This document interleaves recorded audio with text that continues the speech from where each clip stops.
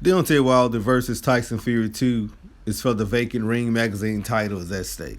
What up, sports world? It's just boxing.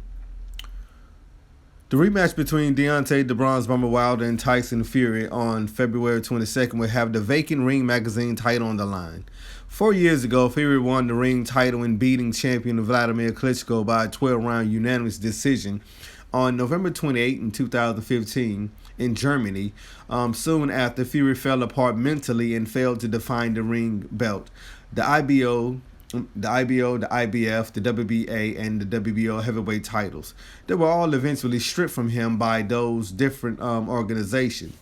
Now, 4 years later, Fury has been given a chance to recapture his ring title. In the last 4 years, Fury hasn't done enough to fight for the ring title in the eyes of a lot of boxing fans.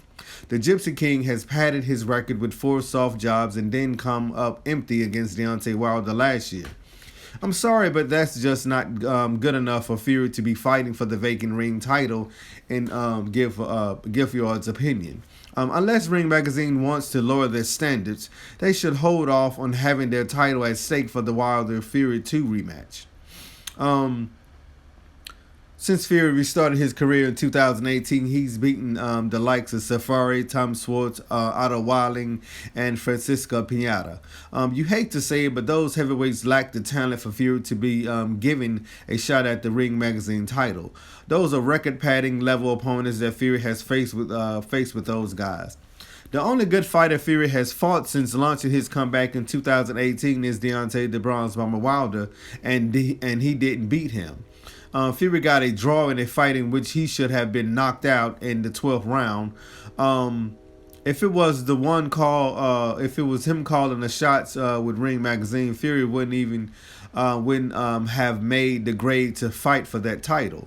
Wilder and Fury fought a 12-round draw last December. Getting a draw against Wilder shouldn't be a boost to Fury's credentials because the fight was a tie and a controversial one at that. Fury would have been stopped in the 12th round if the referee had reacted the way other referees do when they see that a fighter has been knocked out cold. Throughout it all, Fury's resume is very thin on talent. The lesser heavyweights that Fury has beaten since making his comeback in 2018 aren't even close to being talented enough for him to be fighting for a Ring Magazine title.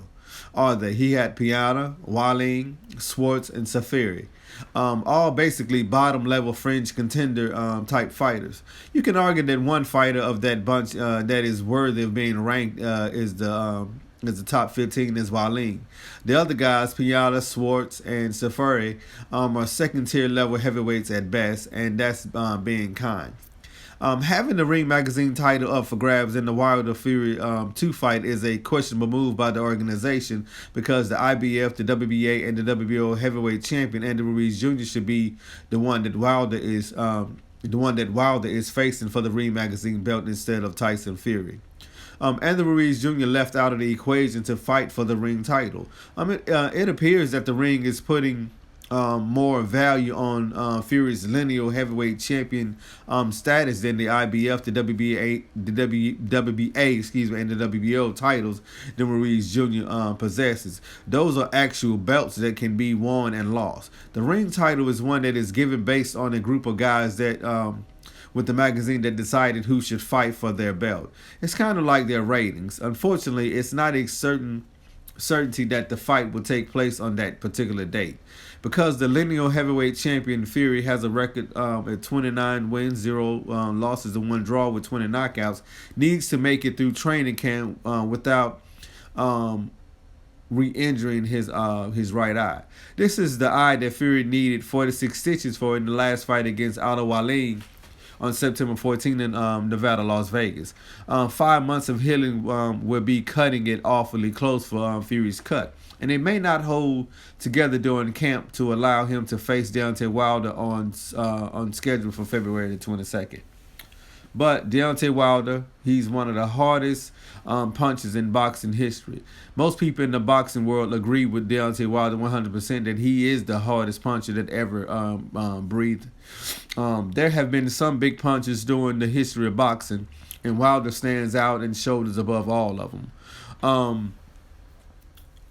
They have Wilder at number 1, Sonny listed at number 2, George Foreman at number 3, Lennox Lewis at number 4, Vladimir Klitschko at number 5, Mike Tyson, Cleveland Williams, and they have Ken Norton rounding off the bunch. But they've left off a name, Mr. Shavers. He was one of the hardest punchers as well. So, but at this point, in time, you've you got to give me credit, said Deontay Wilder. It's sad that it took me over 40 fights to get the recognition that I truly deserve, because when people see me, they've never seen my style, and I know it took a while for them to get used to what I display. My talent, I present to boxing, but it's different from any other fighter. What I do is not textbook. You can't really teach it, said Wilder. It's obvious that fighters have to be born with power, because it's impossible to develop into a puncher like Deontay Wilder if you don't have the right body for that.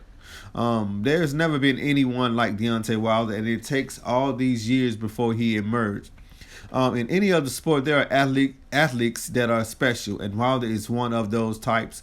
Boxing is lucky and blessed to have a talent like Deontay the Bronze Bomber Wilder.